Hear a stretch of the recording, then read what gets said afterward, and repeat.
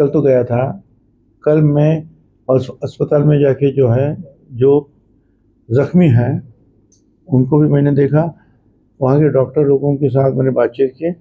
उन्होंने भी कहा कि हम उनके सर पर अगर जो जख्म अंदर कुछ गहरी है क्या है उसके लिए हम CT स्कैन करेंगे। और मैंने उनको कहा कि उसकी पूरा जो है इलाज ठीक ढंग से करो, बाकी कोई चिंता करने की कोई आवश्यकता नहीं है। जितना भी खर्चा होगा उसका कोई भी जो है आप चिंता मत करो।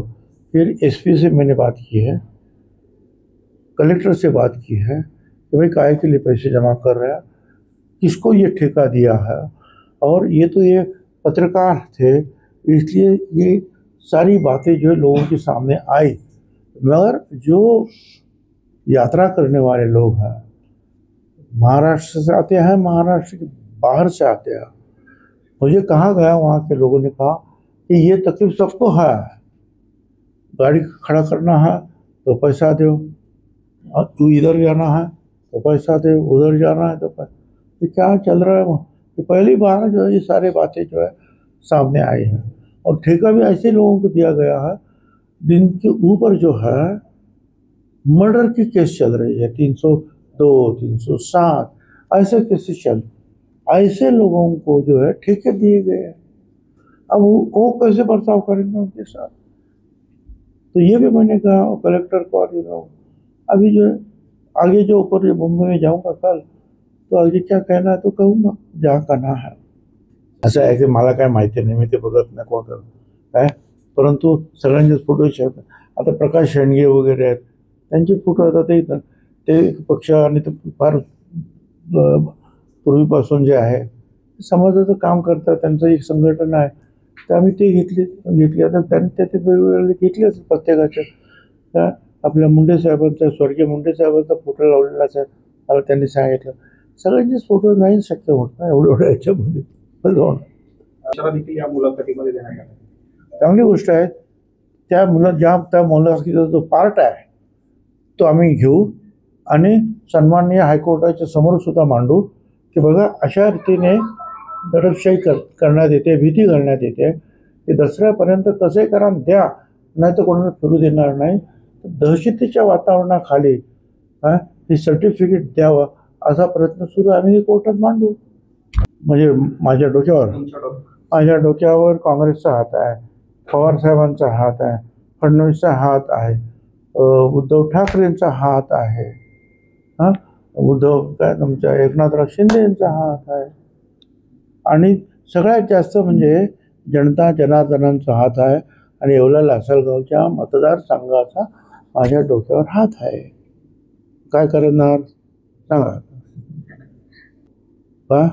आता अधिवेशन आणि मग त्याची ते बोल मांडणी आणि बोलणं, एवढा माणूस अजून सुधारायला फार वेळ लागेल ना। घडल्या असत्या मराठा आंदोलन मागे कोण आहे शोधण्याचा आटोकाट प्रयत्न केला। शरद पवार, उद्धव ठाकरे, एकनाथ शिंदे, राहुल गांधी, फार फडणवीसांपर्यंत नाव मराठा आंदोलनाशी जोडलं गेलं असं काल एका मुलाखतीत। हे बघा आम्ही कोणाचं नाव घेतलेलं नाही, त्यांचीच जे काय राईट हँड असलेले जे वाळेकर का काय नाव आहे बापा, त्यांनी ती सगळी जी माहिती त्याच दिवशी संध्याकाळी सगळ्या चॅनलला सांगितली, तर बघ असं झालं असं झालं असं झालं। आता मी तर तिथे नव्हतो, जे तिथे होते त्या लोकांनी सांगितलं की कोणाचे आमदार तिथे होते, कोणी काय सांगितलं, कशा रीतीने पोलिसांवर हल्ले झाले, हे सगळं त्या वाळेकरांनी सांगितलेलं आहे ते काय। त्यामुळे आता बरं त्यांचं जे म्हणणं जे आहे की दंगली केल्या ना तुम्ही, तुमच्या म्हणत जरांगीनं म्हणत तुझ्या लोकांनी बीडमध्ये काय केलं, त्याला काय म्हणतात, एवढंच की दुसऱ्या बाजूने त्याला प्रतिकार झाला नाही। पण वन साइडेड तुम्ही जे आहे आमदारांची घरं जाळली, शरद पवार साहेबांचं 3 माळे ऑफिस जाळलं, यदत्त क्षीरसागरची शिक्षण संस्था जाळून टाकली, त्याचा बंगला जाळून टाकला, पूर्ण वाचली कशी तरी। त्या प्रकाश सोळ्यांचे आमदार त्याच्या घरात कोयते बिते घेऊन तुम्ही आगी लावल्या, त्या सगळ्यांवर तुम्ही जे आहे ते सगळं केलेलं आहे। आणि त्याच्यानंतर हॉटेलला जाळली तुम्ही, केले ना म्हणा तुम्ही केले, आणि ते झाल्यामुळे तर छगन भुजबळमध्ये पडला। नाही तर तुमचं चाललं होतं, काय शिवाय देत होते, कोण माहीत पण नव्हतं, कोण जरांगे काय मी बघत पण नव्हतो.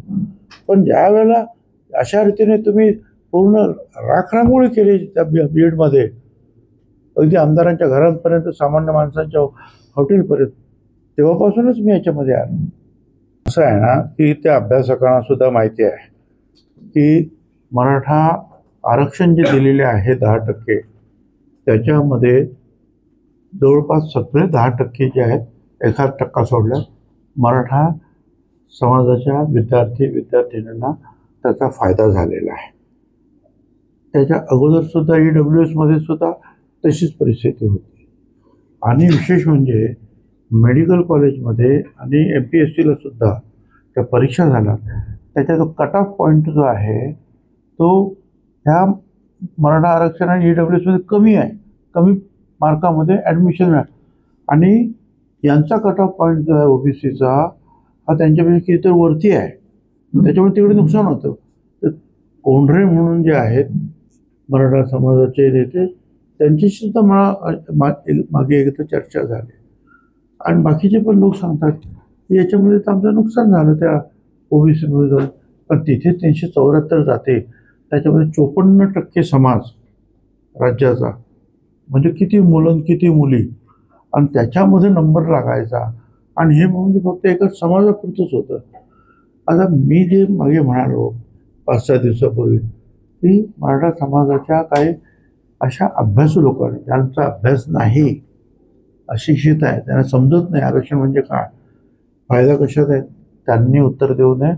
पण ज्यांचा अभ्यास आहे त्यांनी उत्तर द्यावं की भलं कशामध्ये आहे काय. म्हणजे त्याच्यामुळे मराठा समाजाचं नुकसान पण आहे आणि इतरांचं पण नुकसान आहे.